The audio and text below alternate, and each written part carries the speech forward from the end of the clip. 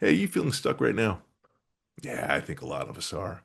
This industry has been incredibly daunting these last couple of years, but my next guest has a story that provides the inspiration I think we all need to hear right now. So let's get after it as we go beyond the take.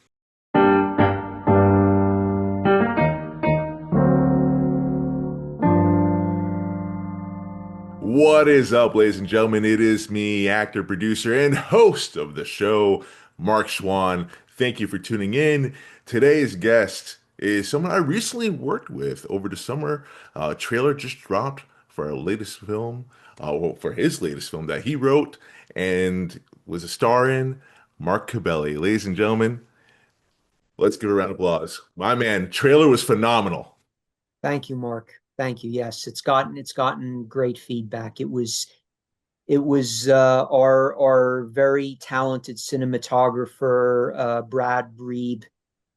He helped us put it together, and we're very happy with it. Thank you. Yeah, no, it was I know Jaime talked it up quite a bit. But then when he dropped it and I saw it, I was like, whoa. I watched Yeah. the thing probably 5 times, no joke. One Oh, of which only just to really? show my wife, but the other time I was just like, oh my God, this is amazing.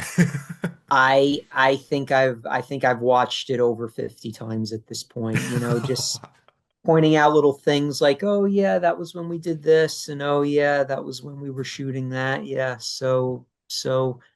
but I'm glad it made an impact on you, and I hope it creates interest for people for the movie, and I hope a lot of people, you know because the great thing about the trailer, I've always been of the opinion that a trailer should give a smell and not a taste, if that makes any sense. Great Yeah. line, and I Yeah, agree. it was actually Roger Ebert who said that, because I used to read Roger Ebert's reviews religiously, and Roger Ebert would always complain about how trailers would give away too much for the movie. And Mm. one line that he said that always stuck with me, he said, a trailer should give a smell, not a taste. And that's what we wanted to do with the trailer for this film. You watch this film and you don't know, you get a vague idea of what it's about, but we kind of wanted to leave it at that. Yeah, lots of intrigue, for sure. Like I had a small part in the film, and it was awesome working with you Well, during that. thank you. And it's funny because Jaime, when he gave me the script, like it was only like a section of it, really. So I don't necessarily know the full story. Um, and it's I only know like bits and pieces from what he told me, and then watching the trailer, it's like, man, like I'm not even saying it for someone that was in it or someone that's friends with the people involved in this. It's just like I genuinely want to watch this film. That genuinely intrigued because, as you said, man, it's exactly what you just said. It just built it up. It didn't tell you too much, but just enough to like hook you in. One person in the comments section wrote, "This has '90s written all over it," and I that saw was a that. that was a I was like, that was a because I'm a big fan of the '90s independent. As you know, in the 1990s, there was that big surge of like indie films, and all these great movies coming out of Sundance. So, I was kind of that was a good line. That made me happy when I saw that. Yeah. So what? I mean, I agree with you. I think me personally, I've always said I feel like the '90s was like the best generation of all time. Yeah. Now, I might be biased in saying so because I grew up in the '90s. But if you really look at it, like in the grand scale of things, like the '90s just had so much cool stuff happening at the same time. And plus, I feel like it's the only decade where it's kind of split in half. Where like you have like the early '90s, which definitely have its own style with its own sense of music, and then you have the later half of the '90s, which just completely kind of changed. But then like the movies, just in general, though, it's just like Yeah. Yeah. Well, you know, it's interesting. the pendulum kind of swung back and forth. You know, in the 70s, you had that great era of filmmakers. You had Scorsese, you had Coppola, you had Polanski, you had Oliver Stone Robert was in Alt there. Robert Altman. Yeah, you had all these great filmmakers. And then in the 80s, the pendulum kind of swung towards like blockbuster filmmaking. And you had like the Die Hard movies and the Predator movies and the Rambo movies and everything. And then in the 90s, the pendulum kind of swung back again. And you got movies like, you know, Pulp Fiction Yes. and Reservoir Dogs and The Usual Suspects and Christopher Nolan's movies and you know and Fight Club, Mm. you know. And it's funny because like Edward Norton just recently gave an interview with Fight Club and he said how that movie was reviled when it first came out, but now everybody loves it, you know. So It's funny how that works. And yeah. I feel like, yeah, I mean, this movie is Shooting Sid is like a clear 90s throwback. It's almost like a love letter to it, it seems. Am I wrong in saying so? Yeah, I mean, Jaime and I were both, I guess you could say we're both children of the 90s. And, you know, we both have a fairly extensive knowledge of 90s independent cinema. So, yeah, I think it's fair to say that was definitely an inspiration for us when we were first writing the movie and then we were on the set making it. Now, correct me if I'm wrong. So the script beforehand, Yeah. it was sold. Am I wrong? We optioned it Optioned. Thank you. and and our hope was to have it get made with a big director and a big Hollywood cast and us be the writers and you know go on to do other stuff organically from that. But you know it's independent. Anyone will tell you, anyone in indie film right now will tell you it's really difficult getting anything made, and it just kept falling through. Like we would get directors attached and then directors would leave. And you know, I mean, at this point there's so many stories about people making movies on with an iPhone and all that, you know, like Right. Sean uh Baker. Sean Baker. Great minds think alike. I was just about to say that Sean Baker making Tangerine. And yeah, so we thought, you know what? Let's just take the resources that we have and make it on our own, and we did. And I'm very happy we did. I'm glad we took it into our own hands. And you guys, I mean, like when you say you took it in your own hands, like I don't think the audience really understands fully what that means. You guys literally took it in your own hands. There's Oh no yeah. other investors involved. There was no crowdfunding involved. Mm, It was literally just you and Jaime Ceballos, mm. with your own resources, your own money, and putting this in. And you guys filmed earlier than expected too. Like Jaime had an incident with his Yeah, dog when he was out here. What was he like? You guys were looking at locations, whatever it was, right? And forced him to stay longer. So like, might as well film the thing. might Like as well what, two film it. months earlier than Might as well expected? film it. Yeah, yeah, That's yeah, insane. yeah. That is insane. Yeah. Jaime's dog, Queso, who's actually appeared in a few movies and does make an appearance in our movie. Has to. Yeah, Uh, he had some trouble with his leg, and that forced Jaime to kind of stay in New York for a little while longer. And he thought, I'm here. Let's just go make it. it's And so bold. That is yeah, so bold. yeah, yeah, But yeah. it happened, I guess, the way it was supposed to happen. I think so. I think so. Yeah. And you know, it was I mean, it was a difficult shoot because when you're making a movie with with such limited resources, it's going to be difficult no matter what. But there were no big like mishaps. There were no like major problems that we had to deal with. I was, you know, every day I was going to the set thinking something's going to happen and we're going to have to put this off and start again at another time. But it was a let's say relatively speaking, it was a relatively smooth shoot. And for all that you had to like endure and overcome, and then just like it was almost like guerrilla style filmmaking in a Oh way. yeah. Oh yeah. Yeah. Yeah. It just Very guerrilla style. Yes. Yes, I sir. Yes. I remember the day I shot with you guys. And, like I stayed a little bit after just to hang out, just to help and to see how everything was going.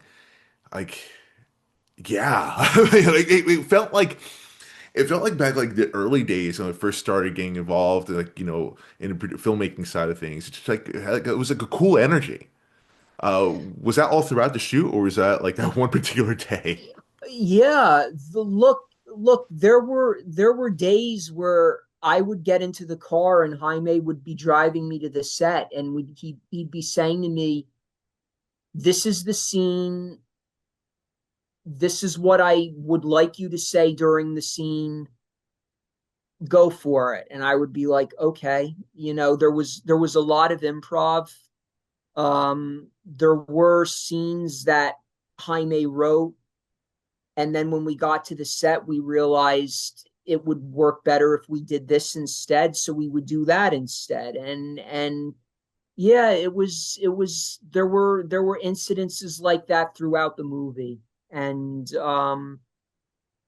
you know, you've got when you're making a movie like this, you've got to be ready to pivot and then pivot again and again and again and again. Like when people, in another interview I did, someone asked me what's a fun fact for this movie. Sid, the character that I play, was originally a 10-year-old boy. That's And right. I then do remember and that. yeah, and then Jaime called me up one day and said, "What if you played Sid?" And I was like, what if I played Sid? What if I did that? Me playing Sid was not on my bingo card, but that's just how it worked out. So, And I have to say, I'm not just saying this to blow smoke up your ass, but like you did a phenomenal job. Like oh, thank you. I at one point I asked Jaime, I'm like, is Mark is he really like this, or is he acting like there was like you were this role? It was Yeah. almost like you want method for this. Did you? I mean, Laurence Olivier once said every actor has his own methods. So Hmm. I did. When I was when I was at home and I was reading through the scripts, because I wanted to come to the set with all of my homework done, because I knew this wasn't going to be the kind of shoot where I was going to be able to really sit down with Jaime and go through each scene and say, why do I do this? Why do I say that?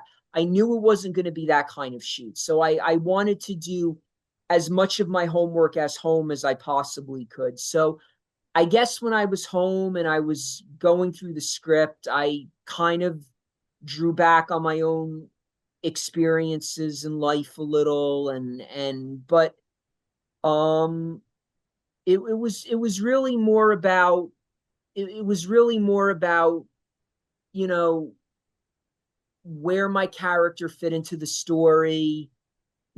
How can I best serve the story, and what is the best way to propel the story forward, with my character. And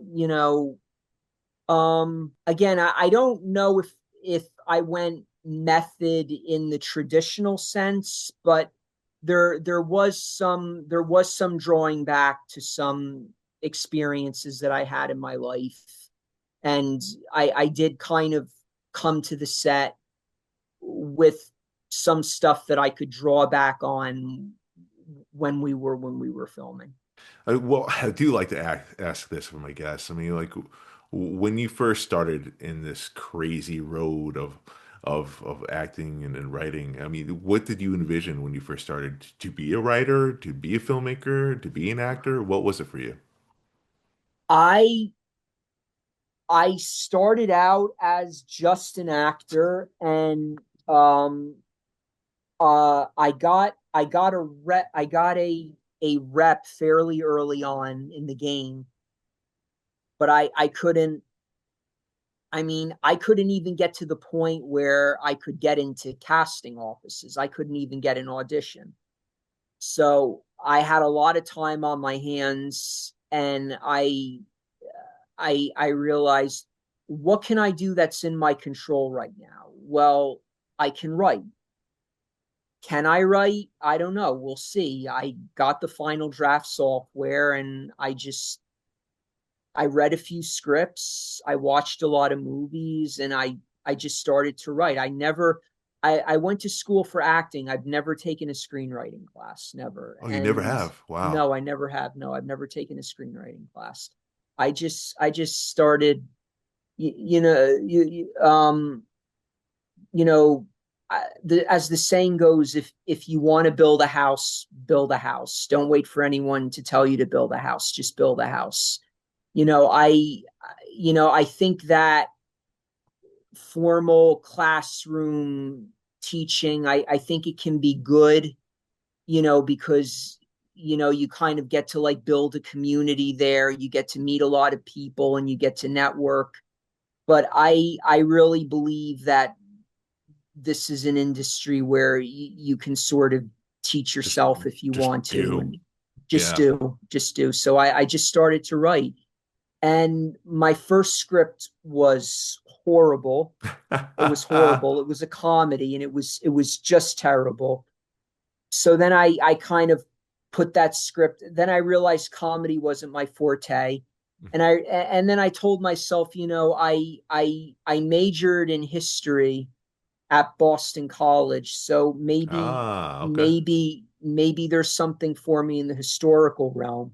So I wrote a screenplay about our seventh president, Andrew Jackson, who was a very interesting fellow. Very. And that script placed in a finalist as a finalist in a screenplay competition. And that sort of gave me a sign, because at that time I was kind of asking myself, am I am I am I on the right path here? Is there something else I should be doing? I feel like we ask And ourselves that at least like once a quarter. yeah, yeah, that's true. That's true. That's true. But me placing as a finalist, I kind of read that as kind of like a wink from the universe that I was on the right path. And the universe always does offer that. I feel like it always does. Yes, it does. Yes, it does. I think that, I'm a firm believer in everything happening for a reason. Um, I went out to LA to visit. I wasn't planning on staying there for more than a week. And while I was there on a whim, I attended an industry event, and there were 30 reps at this event, 30. And one, just one out of the 30 gave me her card and said, if you're willing to move out to LA, I will rep you. If that if that lady had decided to not go to that event, I would not have moved out to LA, and you and I probably would not be speaking right now. That's wild. Like how like I mean, I know life is full of butterfly effects, but I feel like especially in this industry of just Yeah. like if that one chance encounter, if that didn't happen, or if I never worked with that one person, or if I didn't get booked for that one thing, or whatever it is, like your whole career can change, Yeah. Yeah. or even Yeah. not happen. Because look, Jaime was in LA at that time, and our paths sort of crossed, and he and I worked on an indie film together called My Beautiful Bride. And after that movie was done, he came to me with the idea for Guardian. And Oh, it was Jaime's and idea. it was Jaime. Yeah, Jaime came to me. Jaime came to me with the original idea, and we sort of uh just fleshed out the story. And then when we felt we had something pretty solid, we started to write the screenplay. Weirdly enough, I actually remember exactly where I was when Jaime first called me up to tell me I have an idea for a script for a script. Can we meet up? I remember where I was when I got that phone call. I was at Bob's Big Boy. I was having I was I was having pie because my apartment in LA at the time was right down the street from Bob's Big Boy. So I was there all the time. And I was in there having my afternoon pie, coffee and pie, because they do amazing pie there. And Jaime called me up, and we met up a few days later, and that was that. Wow. Yeah. Wow. So it was from the connection from that film, you guys obviously hit it off. And then from there, I had this idea, or was there some Yeah. stuff in between? Yeah, he told me I have an idea about a homeless orphan boy who suffers from some kind of tragedy. I don't know what it is yet. And he wants to go back and make things right. So he lives in this abandoned house, and he's just building a time machine. And I remember thinking, wow, that's an interesting idea. It's kind of like I'm a big fan of like magical realism, like Yeah. magic and fantasy happening in like realistic, gritty, like urban, settings. I'm a big fan of stories like that. So I kind of threw around the idea in my head for a few days, and I called up Jaime and I was like, what if we did this, and what if we did that, and what if we did this? And Oh, so you guys um just you hit the ground running.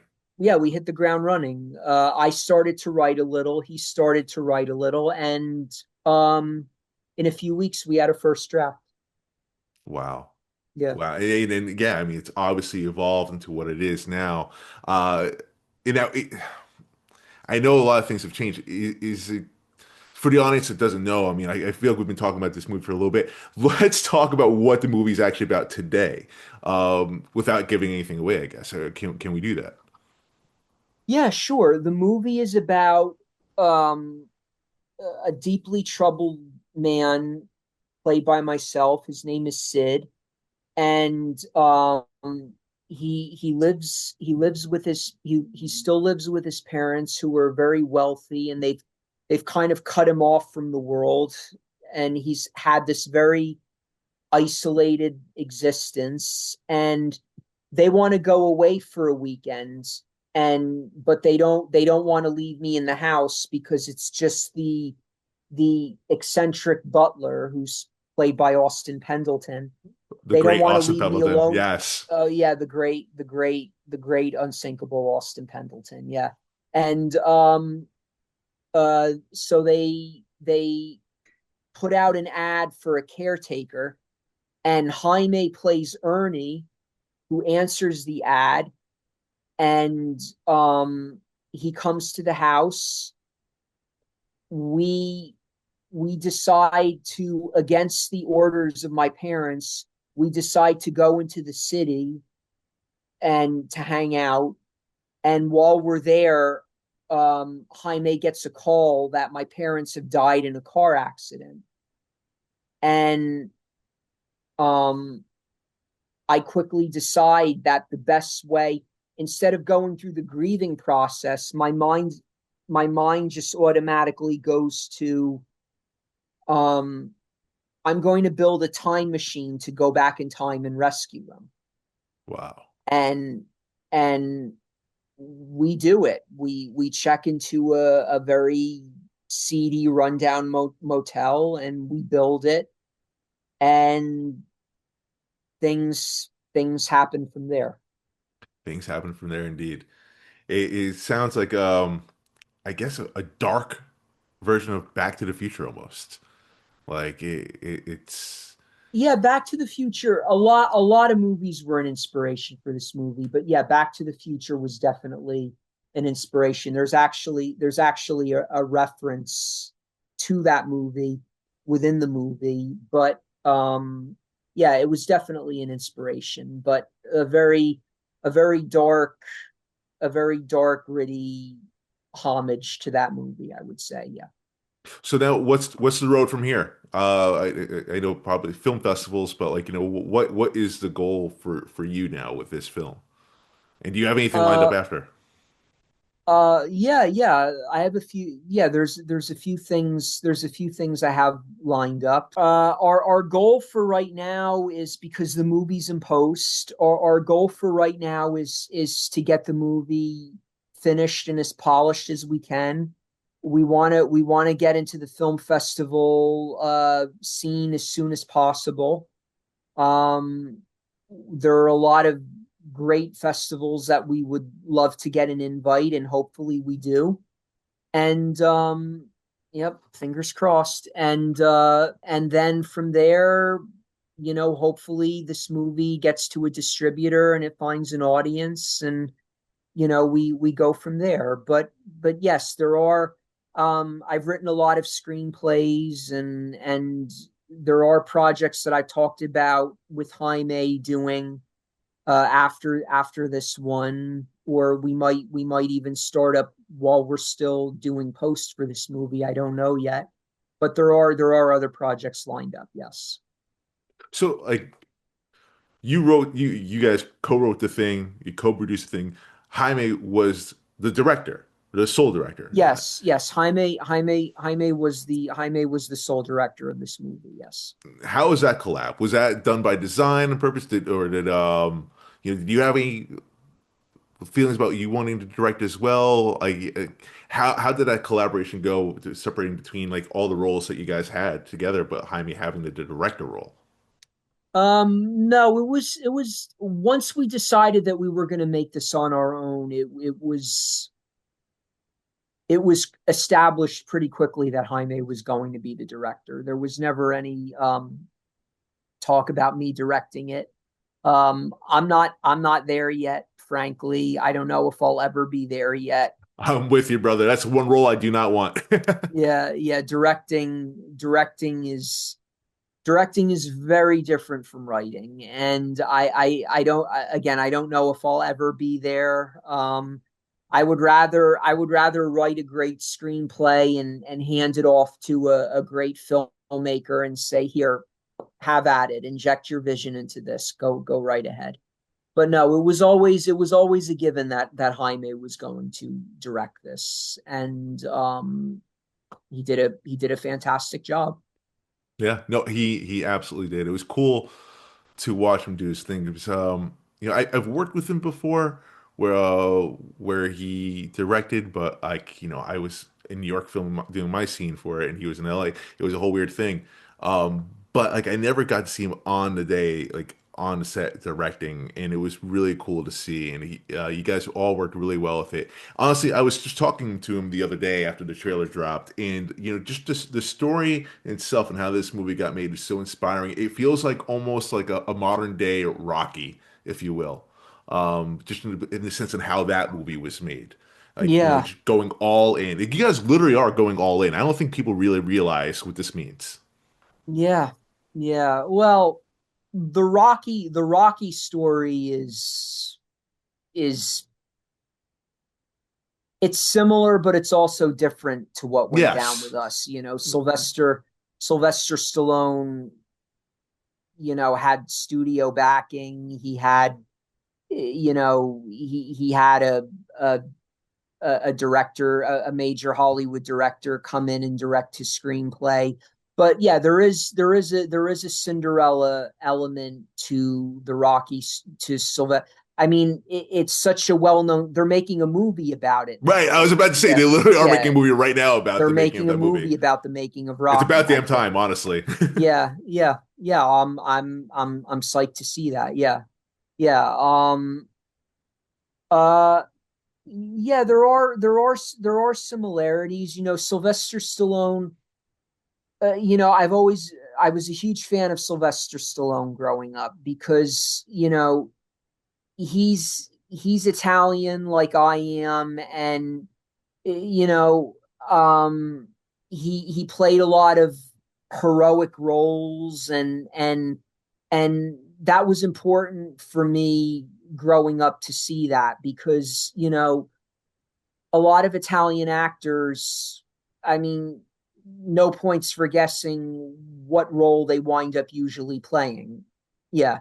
And Sylvester Stallone, you know, played Rocky, he played Rambo, he played the Demolition Man, he played, in Cliffhanger. Sylvester Stallone, was that rare Hollywood actor who took the Italian American male persona and and did something heroic with it, and not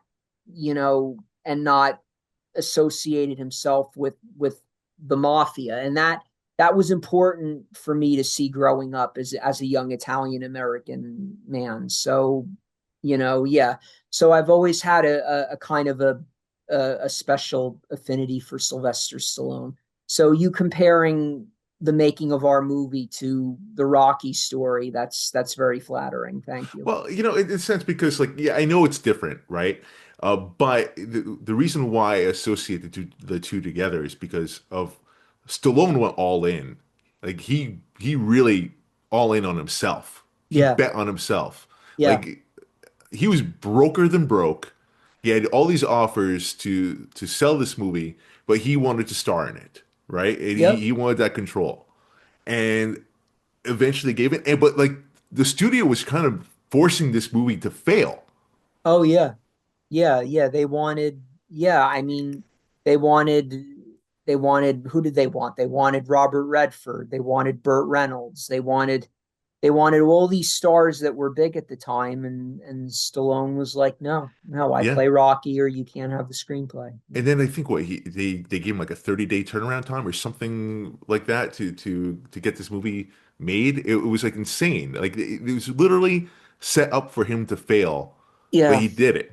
He he he did did it it. come hell or high water. He bet himself, and then of course came Rambo, and all these other movies that come to follow. That Yeah, he became Sylvester Stallone, a household yes, name. And you yes, he guys, the did. way the way I associate it with that is because I feel like again, you guys going all in, betting on yourselves. You optioned the script, and then you got control of it back. And fuck it, we're doing it ourselves, and with no help, with no outside influence financially, no studio, no anything else. That's where it's different.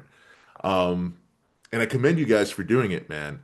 Like, No, thank you. you didn't have to answer to anyone. You didn't have the pressure of investors.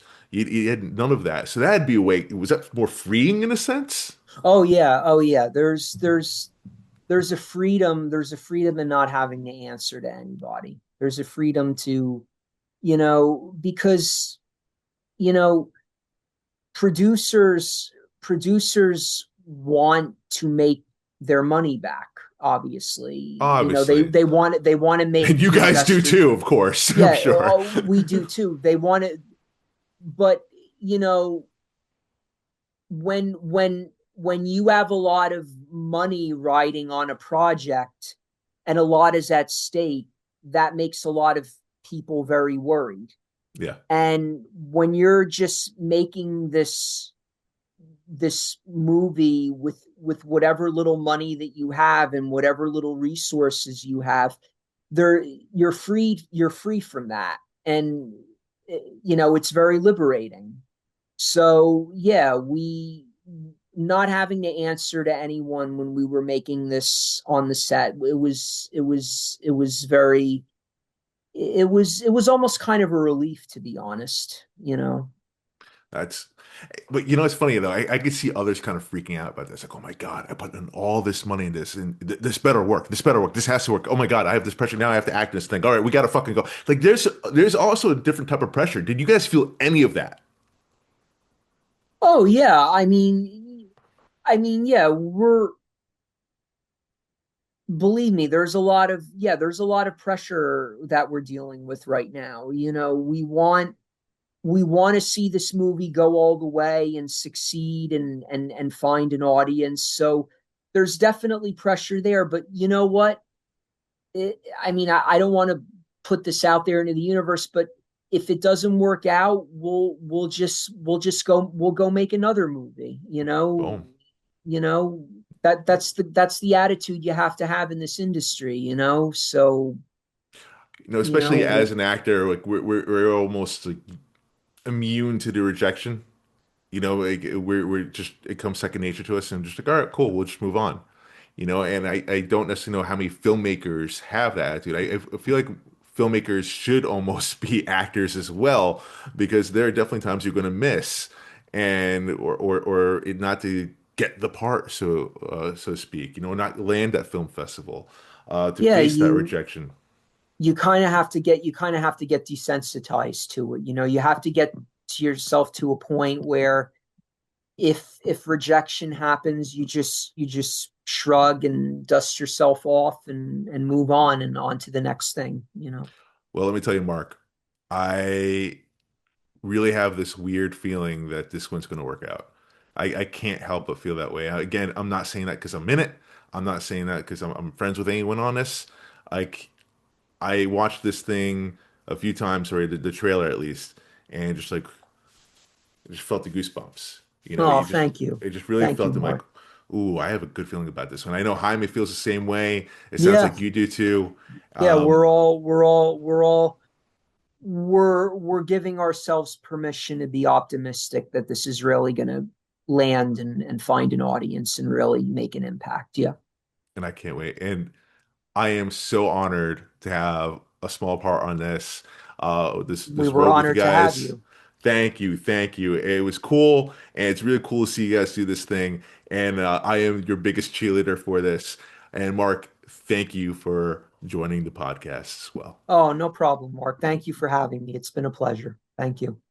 Marc Cubelli, everyone, Shooting Sid coming out this year, hopefully to a film festival Hopefully, near you. hopefully. What an inspiring story that is. And the reason why I had Marc Cubelli, not just to sell the film, I know that's probably what it sounded like. No. Um, honestly, you know, this podcast is designed for people inside the industry, for people that aspire to be in the industry, or even just people that are just intrigued by it. Um, this was a way to inspire you if you're feeling stuck right now, which I think a lot of us are, honestly. You know, the last couple of years have not been kind to the industry at all, especially if you're a rising emerging actor. You know, it feels like, you know, you're competing against these celebrities. You know, as we saw in the Super Bowl, every commercial was either celebrity or AI, right? So we're dealing with that. There are less shows that are being filmed in New York, New Jersey specifically. I know LA is getting a little bit on the rise. I think New York, New Jersey, we're about to see it rise again later this year. Fingers crossed. But like, it's been daunting. But you know, here you are. You have these two guys, Jaime Ceballos and Marco Belli, who went all in on themselves to create this film. Now, I don't want to drop the number on this budget of what they did, because it's not my place. But it wasn't necessarily a small budget film. You know, like, you know, a couple grand or whatever. It costs a lot, right? But it doesn't necessarily have to be that much. It doesn't necessarily have to be that level. You know, bet on yourselves. Go all in on yourselves. You know, if you're not getting the auditions you want, or if you're not getting any auditions, period, hey, Mark himself was saying he wasn't getting auditions. He just started writing, right? His first script, all right. Your first script is never going to be good. Just like your first audition ever is never going to be good. But you keep going, you learn. And honestly, I want to see that Andrew Jackson movie. That sounds awesome. But, right, well, you know, like that's also a great lesson there. Lean into your strengths. Write what you know. You never know what's going to happen. I think this is something as actors, as creators, that we could all take a lesson from. Don't wait, create. And that's my take here from the podcast. And ladies and gentlemen, thank you so much again for tuning in. Sorry for the lecture there. But again, I hope this is inspiring for you. So I hope you continue to follow, like, subscribe, uh, you tune into us at Beyond the Take Pod on all forms of social media. And yeah, that's all I have. I'm always bad at these signing off. So I'm just going to say good night. That's probably not even nighttime. I messed that up too. Take care, everyone.